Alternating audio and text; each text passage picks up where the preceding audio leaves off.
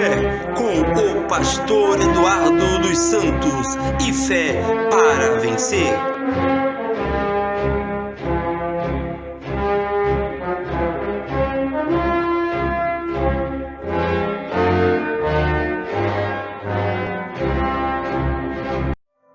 Graças a Deus, o Senhor seja louvado, o Senhor seja digno sempre de toda a honra e de toda a glória.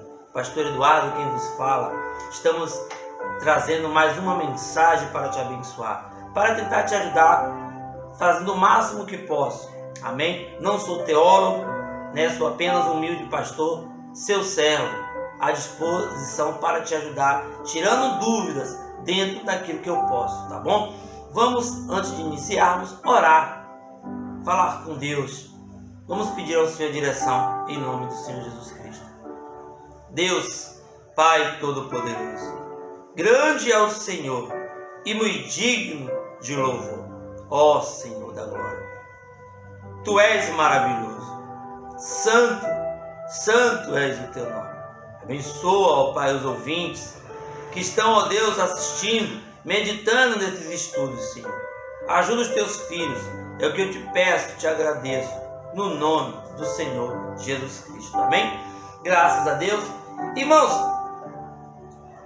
no vídeo anterior, onde eu falei sobre o vinho, o significado do vinho na Bíblia, isso é um resumo de uma grande mensagem, porém são coisas simples, básicas, mas que trará para você vida, conhecimento e vida. Por quê? Porque a partir do momento que você pratica o que é correto, você pratica a palavra de Deus como ela é, você tem vida. Quando Eva deixou de dar ouvido à palavra de Deus, ela trouxe morte. Então, quando você dá ouvido à palavra de Deus, você traz para você vida.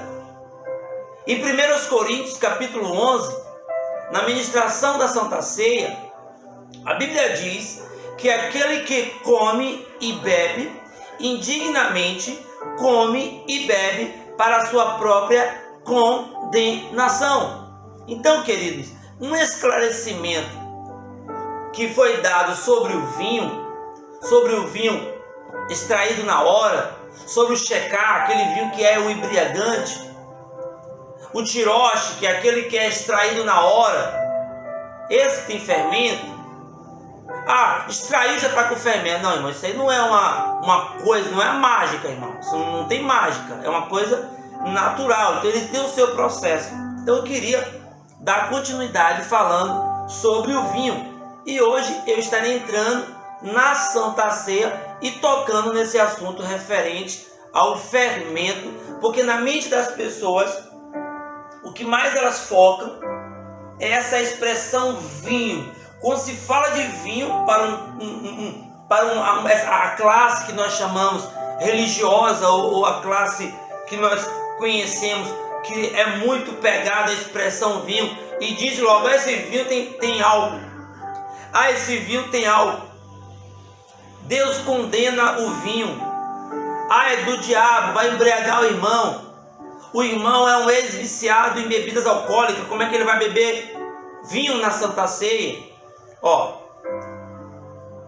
Trazendo para vocês um esclarecimento, eu queria abrir a palavra de Deus em João, no Evangelho segundo escreveu São João, capítulo 15, diz assim: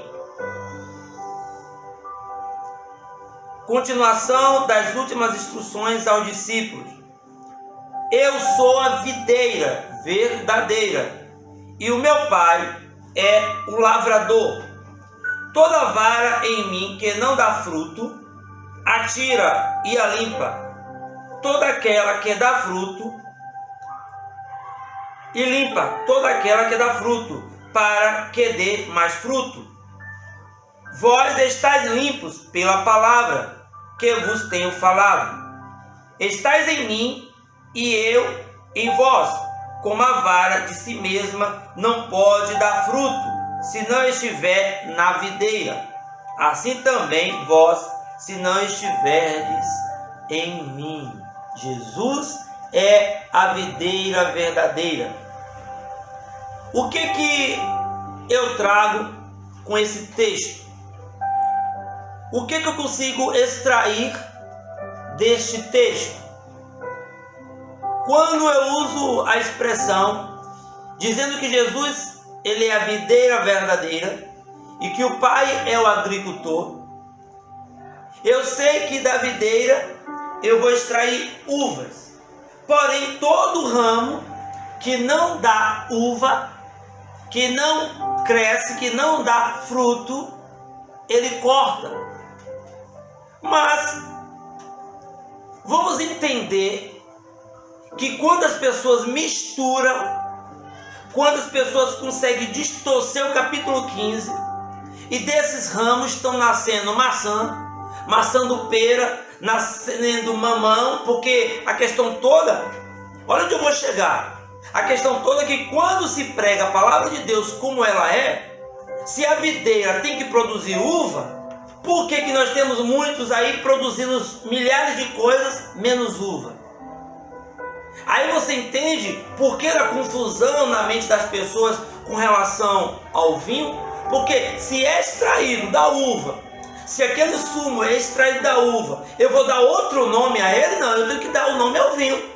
Agora, se ao extrair da uva, se vai para alguém que fabrica, que cria o produto, que fermenta o produto, que bota seu rótulo, sua etiqueta, que industrializa aquele vinho e transforma ele em suave, em vinho forte e assim por diante, isso não tem nada a ver em você dizer que não vai beber daquele suco que é extraído direto.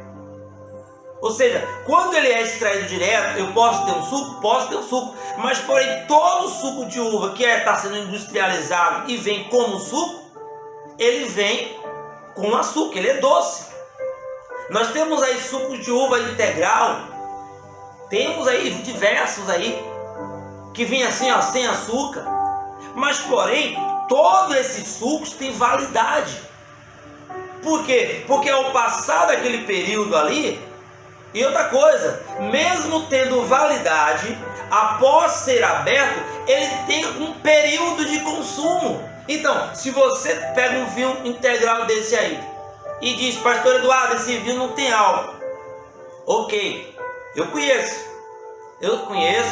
e sei que ele não tem álcool. Mas se você abre ele e ele precisa ser ingerido em um determinado período, então a partir do momento que ele ficou aberto, que ficou lá parado durante um tempo, ele vai fermentar. Porque o que eles colocam para conservar aquele suco é exatamente até o período que ele é aberto. Então, se ele foi aberto, não vem para cá aqui dizer que vai ficar na geladeira e vai ficar suco o tempo todo, não, que não vai. Ele vai ter uma mudança e vai fermentar, e você vai se embriagar se tu tomar um desse aí cheio sozinho. Porque eu não vou dizer que você vai se embriagar com um pouco nenhum, também seria ignorância da minha parte. Mas, dando continuidade e falando sobre o vinho, eu quero lembrar que nós comentamos na mensagem anterior sobre o inhaim, o oinos, ou seja, vinho embriagante ou vinho doce, puro suco da uva. Aí eu disse, o que define qual o vinho que está sendo utilizado naquele período está baseado no contexto bíblico. Então, se eu encontrar dentro do contexto a linguagem, como eu irei mostrar para vocês aqui, de embriaguez, automaticamente eu vou reconhecer qual foi aquele vinho. Mas quando eu trato do casamento, da transformação, tá vendo? De água em vinho, quando eu citei no livro de Lamentações, eu tenho aqui Lamentações 2:12, fala-se do vinho como alimento de bebê de colo, Lamentações 2:12. E também falei sobre o tirós, que é aquele que é extraído na hora, recém-extraído. Então, para nós continuarmos aqui, eu queria ler com vocês Isaías 65:8. Diz o seguinte: Assim diz o Senhor: como quando se acha mosto em um cacho de uvas, dizem: não desperdices, pois há bênção nele. Assim farei por amor de meus servos, para que os não destrua a todos. Então, nós sabemos que o tiroche, ele é um vinho que foi extraído, recém-extraído da videira. Então, Jesus nos mostra que existe o vinho que ele é extraído na hora, mas pode ter ocasiões, eu não acredito vindo da parte dos judeus, porque desde o Velho Testamento foi tratado com eles sobre fermentações, sobre fermento, tanto que eu vou falar agora sobre a Santa Ceia e vocês vão ver que o próprio pão ázimo não podia haver fermento, porque na saída de Israel do Egito foi dito para eles, através de Moisés, que na casa que fosse encontrado fermento, aquela casa seria extirpada, extirpada do arraial, e devido ao fermento. Então, esse fermento que é produzido através da uva, ele não é produzido ao arrancar a uva. Você chupa uma uva aí o tempo todo aí, você não vê ninguém tombando nos pés, bêbado por aí, porque chupou uva, correto? Mas, porém, existe pessoas que conservam isso. Tem pessoas que vendem este sumo. E eu mencionei que nos tempos antigos existia o lagar. O lagar era aquela roda gigante, como eu expliquei na mensagem anterior, que as pessoas não só tinham aquela pedra que ficava rolando sobre as uvas, e iam espremendo, e eles teriam aquele sumo daquela uva. E também nós vimos pessoas também que pisavam, elas eram espremidas com os pés, as pessoas pisavam e dali tirava também o sumo, e que ao chegar na mesa chegava como vinho, não chegava como uma bebida alcoólica, irmão. A gente não pode dizer isto. Você arrancar um vinho, uma uva da videira, uma boa quantidade para preparar o seu vinho, e você achar que aquilo ali já está vindo cheio de álcool, você está extremamente equivocado. Então, tiroche é o vinho que é extraído na hora. O checar, que é um vinho que ele passa por esse processo de fermentação, tá bom? Quando eu abro aqui em Salmos 104, vocês sempre me acompanhem com a Bíblia de vocês, para que vocês possam ter isso tudo marcado, tá bom? Salmo 104:15 diz assim: e o vinho que alegra o seu coração, ele faz reluzir o seu rosto, com o azeite e o pão, que fortalece o seu coração. Tá vendo? Vinho, ele não só é servido na Santa Ceia, e também no livro de Apocalipse, que é um livro de revelação, você vai encontrar muitas passagens citando vinho.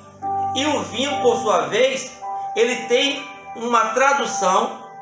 Quando você encontrar a palavra vinho na Bíblia, ele significa estímulo.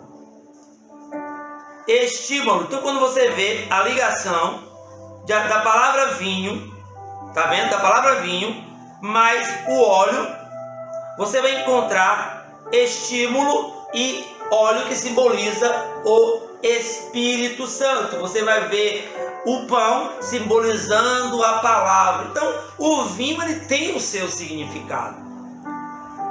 Ele tem o seu contexto quando eu tomo a palavra de Deus e encontro dizendo que as viúvas venham ser viúvas, todas aquelas que sejam acima de 65 anos e que sejam castas, não dada a muito vinho. Ou seja, você não vai ver dizendo que elas não bebiam, mas se eu dissesse que a Bíblia diz que elas bebiam vinho, automaticamente vocês iriam dizer o quê? que elas bebiam bebida alcoólica. Então hoje nas igrejas estariam um monte de pessoas embriagadas, porque encontraram na Bíblia alguém dizendo que o Senhor disse que podia beber vinho. Também ele não disse que não poderia, mas vocês irão encontrar que ele fala para um líder, para um pastor, para um diácono, para a viúva, que não venha a ser dado a muito vinho. E eu até mencionei sobre pessoas que passam por tratamentos médicos e que são aconselhadas a tomar uma taça de vinho. Agora, se segue o padrão que o médico está dizendo, eu não sei, mas não podemos ser ignorantes ao ponto de sair por aí bebendo bebida alcoólica, dizendo que fomos orientados. Eu, pastor Eduardo, jamais vou ministrar e induzir alguém à prática de beber bebidas alcoólicas. Pelo amor de Deus, eu jamais faria isso. Então esta mensagem é para esclarecimento, para que você possa ter um esclarecimento e compreender que o vinho na Bíblia, ele tem o seu significado, e cada um desses significados é baseado no contexto bíblico. Bom, a palavra hebraica shagar, além de buscar, também significa analisar, investigar, procurar, esquadrinhar, examinar detalhadamente, ou em outras palavras, todos aqueles males listados no versículo 29 também são para os que procuram consumir bebidas embriagantes. Nós encontraremos isso em Provérbios 23. Venha comigo em Provérbios 23. A partir do verso 29. Diz assim: para quem são os ais? Para quem são os pesares? Para quem são as pelejas? Para quem as queixas?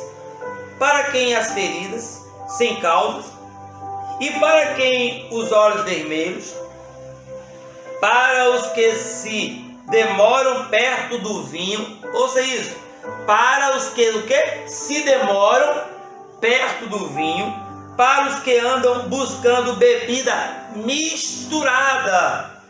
Então, como você pode extrair da uva naquele exato momento e você ter uma bebida misturada? Impossível.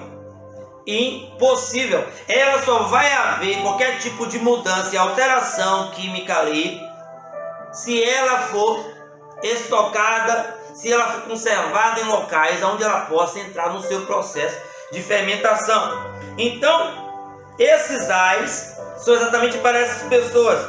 Não olhes para o vinho quando se mostra vermelho, quando resplandece no copo e se escoa suavemente. Tá vendo? Até o 30. Então a gente fica por aqui. Então, meus irmãos, temos que tomar cuidado, porque há um perigo nisso. Então, dando continuidade. Sim. Aí ele diz: o inhaim, ou coisas semelhantes, está se referindo ao puro suco da uva, tirosh, pois é neste que habita a alegria verdadeira e a bênção do Senhor. Tirosh. Na mensagem pregada pelo irmão Branham, nós encontramos na mensagem Lembrando do Senhor, parágrafo 40, eu vou estar citando aqui para os irmãos alguns parágrafos, mostrando que quando nós falamos da Santa Ceia, nós mencionamos, iremos ler em 1 Coríntios, que foram encontrados pessoas que comiam antecipadamente o seu pão e bebiam. E diz a palavra de Deus que foi encontrado pessoas embriagadas. Nós iremos pegar um contexto aqui e eu mostrarei para vocês que a Santa Ceia, ela não pode ser com suco. Suco contém validade. o suco contém açúcar, mas nós estamos falando de uma forma figurativa, mostrando que é apenas uma linguagem de que a Santa Ceia, o sangue de Cristo, não poderia ser doce, porque automaticamente apontaria uma pessoa diabética. Se você diz que o suco, no caso o vinho, ele pode ser doce e pode ter validade, significa duas coisas. Primeira é que o sangue de Cristo tem validade. Então, se tem validade, você está perdido. Está perdido, porque se tem validade, vai chegar um momento que não vai fazer mais efeito na sua vida. Mesmo que não seja de uma forma literária, no sentido da palavra, dizendo que o vinho, no período da Santa Ceia, como alguns, vou até falar sobre isso, como algumas religiões acreditam que ali é verdadeiramente o sangue de Cristo, porque foi dito por ele no livro de João, que eu irei estar citando na próxima mensagem, onde ele diz que meu corpo é verdadeiramente pão e meu sangue é verdadeiramente o vinho. Então, nós vamos chegar lá. Então, na mensagem Lembrando do Senhor, diz o seguinte: então, parágrafo 40 da mensagem Lembrando do Senhor. Então, ao chegarmos à mesa do Senhor, a mesa do Senhor, como já expliquei aqui antes, cremos que o que chamamos de comunhão, olha só, o que nós chamamos a comunhão é tomar o pão, pomos o errado, pomos a coisa certa no lugar errado. Não é o pão que importa, não é o vinho que importa, esse é o pão kosher e o vinho, mas o negócio que é comunhão, quer dizer conversar com, e conversando com ele, lembrando dele, acho que é a ocasião mais abençoada dos cultos. Está vendo? Toda hora da nossa vida deve ser uma comunhão. Mensagem Lembrando do Senhor, parágrafo 40. Nós temos o pão kosher, nós temos o vinho. Se eu digo que a Santa Ceia, ela deve ser feita com vinho, eu preciso mostrar, porque eu sei que muitas pessoas participam com suco de açúcar e também sucos que têm no seu rótulo a validade, ou seja, prazo. Então eu entendo que estão totalmente fora das Escrituras, porque toda a Escritura diz vinho, e se a palavra de Deus diz vinho, nós celebramos a Santa Ceia com vinho. E como é realizado, como deve ser realizado a Santa Ceia? Aqui em 1 Coríntios, capítulo 11, a partir do verso 17, diz assim: dissensões nas ceias de irmãos, o modo de celebrar a Santa Ceia. Nós temos um padrão. Se você, ministro, se você, meu irmão, minha irmã, está participando da Santa Ceia fora do padrão bíblico, você deve refletir, porque a Bíblia diz que aquele que come indignamente será culpado do corpo e do sangue do Senhor Jesus Cristo. Então tome cuidado com isso. Não adianta dizer, é vinho, não vou tomar vinho não, vou tomar suco mesmo. Isso aí você vai responder diante de Deus, porque quando você não sabe da verdade, é uma coisa, mas a partir de agora você já está sabendo da verdade. Então a Bíblia nos diz que se somos hoje julgados, é para não sermos condenados com o mundo. E quando é que somos julgados, pastor Eduardo? Agora. Você está sendo julgado agora, exatamente agora. Então vamos fechar aqui, para no próximo estarei dando continuidade. Nisto, porém, que vou dizer-vos, não vos louvo. Primeira carta de Paulo aos Coríntios, capítulo 11, verso 17. Nisto, porém, que eu vou dizer-vos, não vos louvo, porquanto vos ajuntais, não para melhor, senão para pior.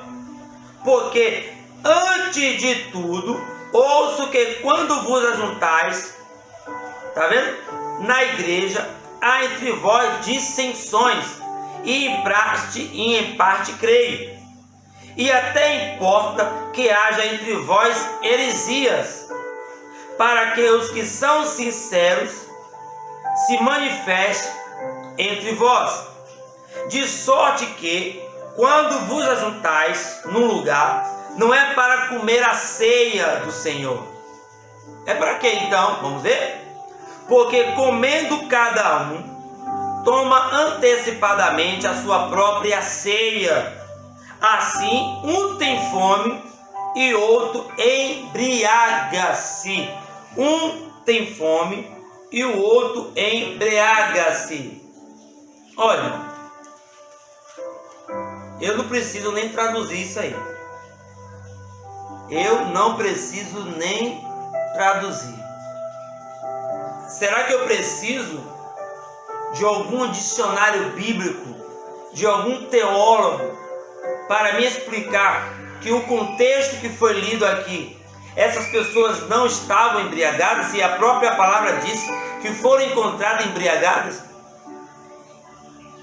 Não é que elas recolheram da videira e colocaram álcool, ou que pegaram bebidas que foram preparadas já com seu grau de álcool. Mas todo vinho que ele é recolhido, guardado e bebido durante o período, ele vai estar fermentado.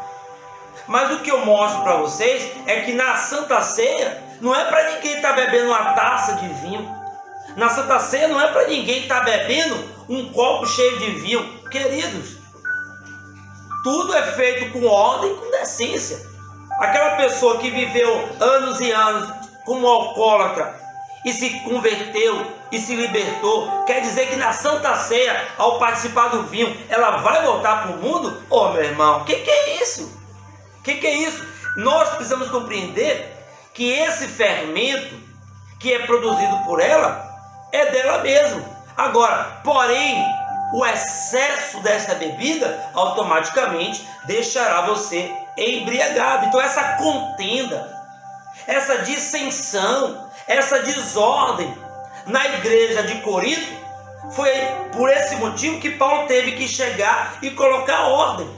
Vocês irão observar, eu vou estar dando continuidade na próxima mensagem, que ele fala assim, ó, porque eu recebi do Senhor o que também vos ensinei. Se pessoas dizem assim, você crê mais em Paulo do que em Jesus, irmão, olha que expressão. Porque eu recebi do Senhor, ele recebeu de Deus, e como é que você não vai crer num homem desse? Eu acredito que há uma necessidade de temor. Tendo temor, haverá compreensão na palavra de Deus. Porque se não tiver temor, meu irmão, os crentes vão encher a cara e ainda vai dizer que o pastor Eduardo pregou dizendo que podia beber vinho fermentado.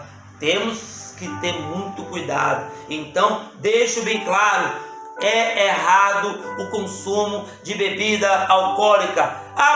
Mas o vinho não foi colocado álcool. Mas a partir do momento, quando você ingere esse produto em uma determinada quantidade, se você passar pelo bafômetro, você vai ver que você vai ser detido por consumo de bebida alcoólica.